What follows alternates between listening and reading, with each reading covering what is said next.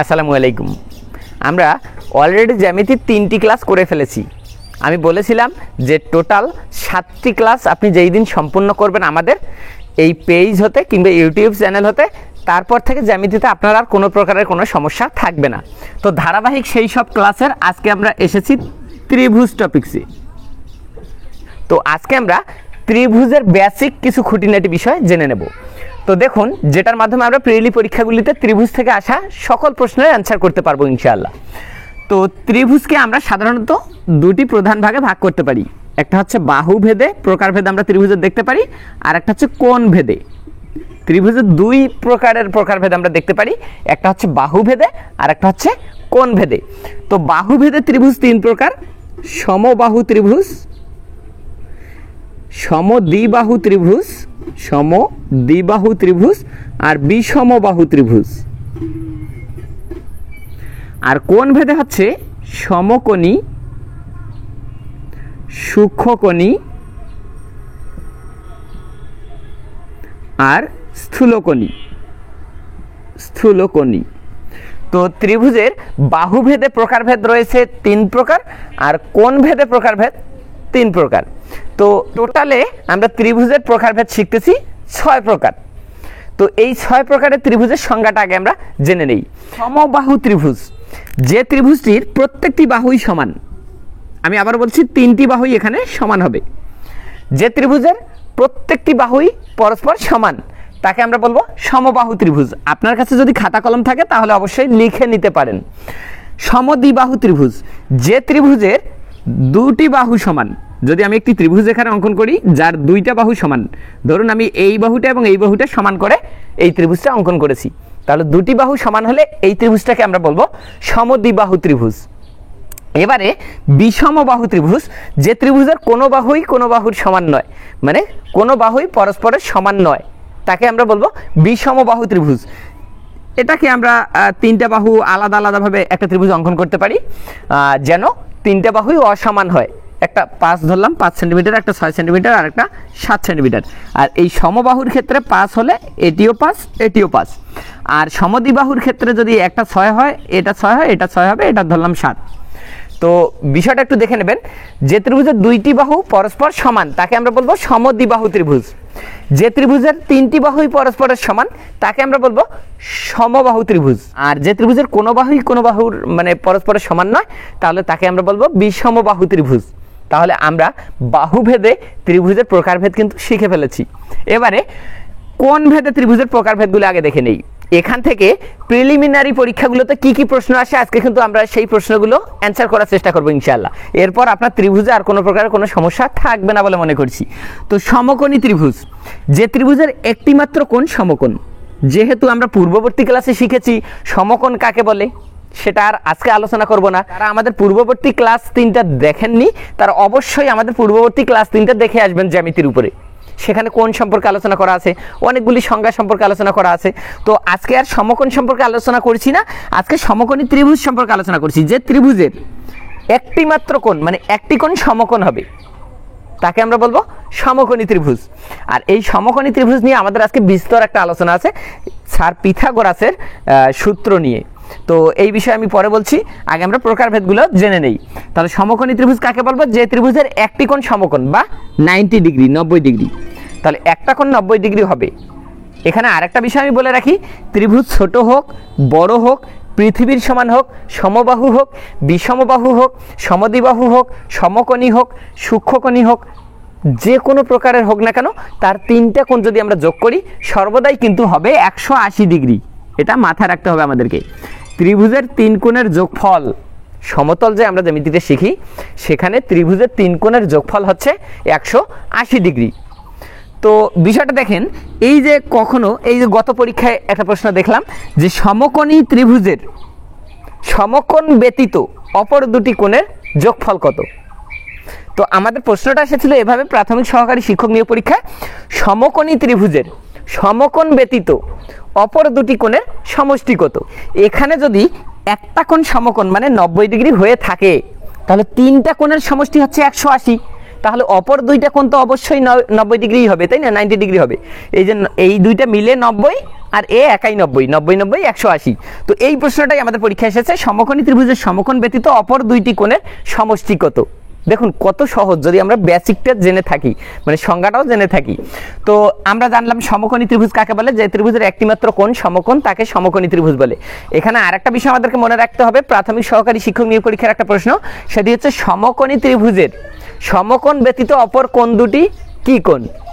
সমকোণ, সূক্ষ্মকোণ, স্থূলকোণ এরকম থাকে, কিন্তু অবশ্যই আমরা এখানে দেখাবো সূক্ষ্মকোণ। মানে একটা যদি সমকোণ হয় তাহলে অপর দুইটা মিলে 90 ডিগ্রির সমান, তার মানে অবশ্যই অপর দুইটা হচ্ছে 90 এর চেয়ে ছোট, আর এটাকে আমরা সূক্ষ্মকোণ বলবো। তো সমকোণী ত্রিভুজের সমকোণ ব্যতীত অপর যে কোণ দুটো থাকবে সে দুটো হচ্ছে অবশ্যই সূক্ষ্মকোণ। তো এবারে আমরা আসি সূক্ষ্মকোণী ত্রিভুজ। যে ত্রিভুজের আমরা কিন্তু এই সমকোণীর সাথে এটার একটা বিস্তর পার্থক্য দেখতে পারবো।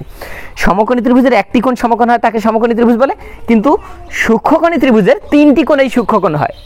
এই যে এখানে দেখুন, যদি এইটাকে আমরা সূক্ষ্মকোণী ত্রিভুজ ধরে থাকি তাহলে এটি যদি হয় ধরলাম 70 ডিগ্রি, এটি ধরলাম 70 ডিগ্রি 140, আর লাগে হচ্ছে আচ্ছা এটি 40 ডিগ্রি, এই কোণটা 40 ডিগ্রি, তাহলে এই এখানে আমরা দেখছি 70 70, তাহলে 140 আর 40 180, মানে তিনটে কোণের যোগফল কিন্তু অবশ্যই 180 হবে। তো এইখানে দেখুন, এই যে এই কোণটাও হচ্ছে 90 এর চেয়ে ছোট, এই কোণটাও 90 এর চেয়ে ছোট, এই কোণটাও 90 এর চেয়ে ছোট, তাহলে সূক্ষ্মকোণী ত্রিভুজের তিনটি কোণেই সূক্ষ্মকোণ হবে। বিশেষ পরীক্ষার একটা প্রশ্ন ছিল সূক্ষ্মকোণী ত্রিভুজের কয়টি কোণ সূক্ষ্মকোণ। আমরা কিন্তু এই সমকোণী ত্রিভুজের এই সংজ্ঞাটা যখন মনে রাখবো তখন একটু উল্টাপাল্টা হতে পারে আমাদের। তো আমরা মনে রাখবো সমকোণী ত্রিভুজে একটি কোণ সমকোণ, আর সূক্ষ্মকোণী ত্রিভুজে তিনটি কোণেই সূক্ষ্মকোণ। এবারে এখানে আসি আমরা স্থূলকোণ, স্থূলকোণী ত্রিভুজ। তো স্থূলকোণী ত্রিভুজেরও একই রকম, একটি কোণ হবে স্থূলকোণ, মানে একটি কোণ 90 এর চেয়ে বড় হবে, ধরলাম এটি 100 ডিগ্রি, তাহলে অপর দুটি হবে সূক্ষ্মকোণ, এটি ধরলাম 40 ডিগ্রি, এটি ধরলাম 40 ডিগ্রি, তাহলে 100 আর 40 আর 40 180 ডিগ্রি, টোটালে হতে হবে 180।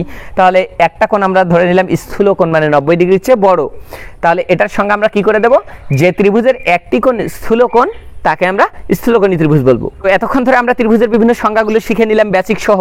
তো এবারে আমরা ত্রিভুজের উপর থেকে কি রকম প্রশ্ন আমাদের প্রিলিমিনারি পরীক্ষাগুলোতে আসতে পারে সেগুলির অ্যান্সার করার ট্রাই করবো ইনশাআল্লাহ। ত্রিভুজ রিলেটেড যে প্রশ্নগুলি আমরা পরীক্ষার হলে পেয়ে থাকি তার মধ্যে সব থেকে গুরুত্বপূর্ণ হচ্ছে এটি, নিচের কোন তিনটি বাহু দ্বারা ত্রিভুজ অঙ্কন সম্ভব। তো এই ক্ষেত্রে দেখুন আমরা কিন্তু দেখে বুঝবো স্বভাবতই যে প্রত্যেকটাই তো বৈশিষ্ট্য একই রকম, 3 4 7, এখানে 4 6 5 8 2 10 5 7 13। কিভাবে বুঝবো কোনটি দ্বারা ত্রিভুজ অঙ্কন সম্ভব? দেখুন এক্ষেত্রে আপনাকে একটা বিষয় মনে রাখতে হবে, ত্রিভুজের সূত্রটা হচ্ছে ত্রিভুজের যে কোনো দুইটি বাহুর সমষ্টি অবশ্যই তৃতীয় বাহুর চেয়ে বড় হবে এবং হতেই হবে, তাছাড়া ত্রিভুজ অঙ্কন সম্ভব হবে না। কি রকম আমি আবার বলি, যে কোনো দুই বাহুর সমষ্টি, তো আমরা যদি 3 আর 4 যোগ করি তাহলে কত হয়, 7 হবে, তাহলে তৃতীয় বাহুর চেয়ে সেটা বড় হতে হবে। তৃতীয় বাহু তো 7, 7-এর চেয়ে কি 7 বড় না, তার মানে এটা দ্বারা ত্রিভুজ অঙ্কন সম্ভব নয়। আবার এখানে দেখুন এই যে প্রথম বাহু দ্বিতীয় বাহু যোগ করলে আসে 13 আর 7 20, 4-এর চেয়ে তো অবশ্যই বড়, তাই না, তার মানে ত্রিভুজ অঙ্কন যায় আপাত দৃষ্টিতে আমরা ভাববো। এবার এই দিকে দেখি 13 আর 4 17, 7-এর চেয়ে তো অবশ্যই বড়, তাই না, যে কোনো দুইটা বাহুর যোগফল তৃতীয় বাহুর চেয়ে বড় হতে হবে, তাহলে ত্রিভুজ অঙ্কন যায় আপাত দৃষ্টিতে ভাববো। কিন্তু এই দিকে দেখুন তো 7 আর 4 কত হয়, 11, 11 কি 13-এর চেয়ে বড়? এই দুইটা যদি যোগ করি, দুইটা যোগ করলে অবশ্যই তৃতীয়টার চেয়ে বড় হতে হবে, তাহলে 7 আর 4 যোগ করলে 11, 11 তো 13-এর চেয়ে বড় নয়, তার মানে এটি দ্বারাও ত্রিভুজ অঙ্কন সম্ভব নয়। তো এইখানে দেখুন 4 আর 6 10, 10 5-এর চেয়ে বড়, অঙ্কন যায়। 5 আর 6 11, 11 4-এর চেয়ে বড়, অঙ্কন যায়। 4 আর 5 9, 9 6-এর চেয়ে বড়, অঙ্কন করা যায়। তার মানে এই বাহু তিনটি দ্বারা ত্রিভুজ অঙ্কন সম্ভব। তো এই রিলেটেড প্রশ্নগুলি আশা করি আপনাদের আর কোনো প্রকার কোনো সমস্যা হবে না। মাঝে মধ্যে কিন্তু প্রশ্নে একটু চেঞ্জ থাকে, নিচের কোন তিনটি বাহু দ্বারা ত্রিভুজ অঙ্কন সম্ভব নয়, সেক্ষেত্রে অঙ্কন সম্ভব এইরকম 3টে অপশন দেওয়া থাকবে আর একটা অপশন দেওয়া থাকবে যেটা দ্বারা অঙ্কন সম্ভব নয়। তো আপনারা সেটা খুঁজে দাগিয়ে দেবেন। এবারে চলুন সব থেকে গুরুত্বপূর্ণ যে টপিকসটা সেটি আমরা আলোচনা করে নেই। সমকোণী ত্রিভুজের ক্ষেত্রে স্যার পিথাগোরাস বিশ্ববিখ্যাত একটা সূত্র প্রদান করেছেন, সেটি হচ্ছে সমকোণী ত্রিভুজের সূত্রটা আগে বলে নেই। কোনো সমকোণী ত্রিভুজের অতিভুজের উপর অঙ্কিত বর্গক্ষেত্রের ক্ষেত্রফল অপর দুই বাহুর উপর অঙ্কিত বর্গক্ষেত্রের ক্ষেত্রফল দ্বয়ের সমষ্টির সমান। সহজভাবে বলছি, যদি আমি অতিভুজটার উপরে কোনো একটা বর্গ অঙ্কন করি তাহলে তো চারটি বাহুই সমান হবে। তো এই বর্গটার যে ক্ষেত্রফল আমরা পাবো, এই লম্বের উপরে অঙ্কিত যে বর্গটা পাবো তার ক্ষেত্রফল লম্বের উপরে এবং ভূমির উপরে যে তাদের ক্ষেত্রফল যোগ করলে এই ক্ষেত্রফলটা সমান হবে, মানে অতিভুজের উপর অঙ্কিত বর্গক্ষেত্রটার ক্ষেত্রফলের সমান হবে। তো এবারে আমরা চলে যাই আরো সহজ ভাষায়। দেখুন, আমি যদি এটাকে ABC দ্বারা প্রকাশ করি, তো অতিভুজের উপর অঙ্কিত বর্গ মানে হচ্ছে AC স্কোয়ার, অতিভুজ স্কোয়ার মানে অতিভুজের উপর অঙ্কিত বর্গ, আচ্ছা বর্গের ক্ষেত্রফল। তো এখানে আসলে লম্ব, তাহলে লম্ব আসছে পিথাগোরাসের, আমি উপপাদ্যটা লিখতেছি AB square plus BC square. তো আমরা বলতে পারি সহজ ভাষায় অতিভুজ স্কোয়ার সমান লম্ব স্কোয়ার প্লাস ভূমি স্কোয়ার। আবারও বলছি, পিথাগোরাস স্যারের সূত্রটা আমরা সহজ ভাষায় বলতে পারি অতিভুজ স্কোয়ার সমান লম্ব স্কোয়ার প্লাস ভূমি স্কোয়ার। তো এখানে একটা বিষয় আমরা দেখে নেই, যে কোনো দুইটা বাহুর দৈর্ঘ্য এখানে দেয়া থাকলে অপর বাহুটা আমরা এই সূত্রটার মাধ্যমে নির্ণয় করতে পারবো। জাস্ট মান বসালেই আমাদের নির্ণয় হয়ে যাবে। এবং এই রিলেটেড প্রশ্ন কিন্তু আমাদের BCS পরীক্ষায়, এমনকি প্রাথমিক সহকারী শিক্ষক নিয়োগ পরীক্ষায়, শিক্ষক নিবন্ধন পরীক্ষা, প্রায় প্রত্যেকটা জব নিয়োগ পরীক্ষায় 1-2 মার্কস এসে থাকে। তো এখানে আমরা কি করব, মনে করুন বলেছে লম্ব 4 মিটার, ভূমি হচ্ছে 3 মিটার। একটি সমকোণী ত্রিভুজের লম্ব 4 মিটার, ভূমি 3 মিটার হলে এর অতিভুজ কত মিটার? তো দেখুন, অতিভুজ স্কোয়ার সমান কি লম্ব স্কোয়ার যোগ ভূমি স্কোয়ার, তাহলে লম্ব স্কোয়ার মানে 4 স্কোয়ার যোগ ভূমি স্কোয়ার মানে 3 স্কোয়ার, তাহলে 4 4 16 যোগ 3 3 9, তাহলে 16 আর 9 এখানে আসছে 25। তাহলে অতিভুজটা আমরা পাচ্ছি, অতিভুজ স্কোয়ার পাইলাম 25, কিন্তু আচ্ছা অতিভুজ স্কোয়ার যদি 25 পাই তাহলে স্কোয়ারটাকে ওইদিকে পাঠায় দিই। পূর্ববর্তী ক্লাস দেখে নেবেন কেন ওই পাশে গিয়ে রুট হয়, আমি সেটা শিখিয়েছি। আচ্ছা অতিভুজ সমান আমরা পাবো 25-এর রুট করলে 5, তাহলে আমাদের অতিভুজ অ্যান্সার চলে আসছে 5। তো এবারে দেখুন, যদি ভূমিটা না থাকতো আমাদের, আমি ভূমিটা মুছে দিলাম, আবার এখানে 3 ছিল সেটা মুছে দিলাম। যদি বলতো কোনো সমকোণী ত্রিভুজের লম্ব 4 মিটার, অতিভুজ 5 মিটার হলে এর ভূমির পরিমাপ কত, তাহলে একইভাবে আমরা করতাম। আমি এইটা একটু মুছে দিচ্ছি, এই যে অতিভুজের জায়গায় জাস্ট অতিভুজটা বসিয়ে দিতাম, এই যে 5 তার উপরে স্কোয়ার, এখন সমান লম্ব বলেছে 4, তাহলে 4-এর উপরে স্কোয়ার প্লাস ভূমি নাই, মানে আমাদেরকে ভূমিটা নির্ণয় করতে হবে। তো এক্ষেত্রে ভূমি স্কোয়ার ওটা থেকেই গেল, ভূমি স্কোয়ার। তো এখানে দেখুন 5 5 25 সমান 4 4 16 প্লাস ভূমি স্কোয়ার থেকে গেল। এবারে আমরা এই 16টা ওইদিকে যোগ আছে, এইদিকে এনে বিয়োগ করব, তাহলে ওইদিকে থাকে ভূমি স্কোয়ার। তো 25 থেকে যখন 16 আমরা বাদ দিই তখন 9 থাকে সমান ভূমি স্কোয়ার। তো এই দিকের স্কোয়ারটা এইদিকে পাঠালে রুট হয়ে যায়, তাহলে এই দিকের স্কোয়ারটা যদি আমি এইদিকে নিয়ে আসি তাহলে রুট, তাহলে ভূমি সমান আসবে 9-এর রুট করলে 3। দেখুন অ্যান্সারটা কিন্তু একই আসতেছে। আবার কখনো যদি অতিভুজ দেয়া থাকে, ভূমি দেয়া থাকে, লম্ব দেয়া না থাকে, মনে করুন আপনাকে বলেছে কোনো সমকোণী ত্রিভুজের অতিভুজ 5 মিটার, ভূমি 3 মিটার হলে এর লম্ব কত মিটার, তো তারপরে আমরা একই সূত্রের মাধ্যমে এটা নির্ণয় করতে পারবো। দেখুন একইভাবে অতিভুজ হচ্ছে 5 তার উপরে স্কোয়ার সমান লম্ব হচ্ছে 9, তাহলে লম্ব স্কোয়ার থেকে গেল প্লাস ভূমি হচ্ছে 3 তার উপরে স্কোয়ার। তো এখানে আসছে 5-এর উপরে স্কোয়ার দিলে 5 5 25 লম্ব স্কোয়ার প্লাস 3 3 9, তাহলে 25 প্লাস 9 এদিকে আসলে -9 লম্ব স্কোয়ার থেকে গেল, তাহলে 25 থেকে যদি আমরা 9 বাদ দিই তাহলে আসে 16 সমান লম্ব স্কোয়ার।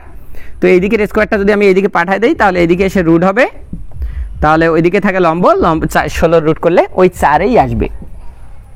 এই 3টা টপিকস যদি আমরা ভালো করে শিখে রাখি তাহলে কিন্তু এই পিথাগোরাস রিলেটেড যে প্রশ্নগুলি আমাদের পরীক্ষায় এসে থাকে আমরা কিন্তু মুহূর্তের মধ্যে সেটা নির্ণয় করে দিতে পারবো। আমরা যখন বেশি বেশি প্র্যাকটিস করব তখন কিন্তু আর আমাদেরকে অঙ্ক করে বের করতে হবে না, তখন আমরা জাস্ট এখানে দেখা মাত্রই মুখে মুখে বের করতে পারবো।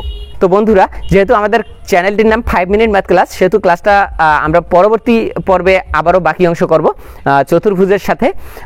অবশ্যই আপনারা আমাদের 7টি জ্যামিতির উপরে যে 7টি ক্লাসের কথা বলা হয়েছে সবকটি ক্লাস দেখার চেষ্টা করবেন ইনশাআল্লাহ। এই 7টি ক্লাস দেখার পর আপনার আর কোনো প্রকারের গাণিতিক মানে জ্যামিতিক কোনো সমস্যা থাকবে না।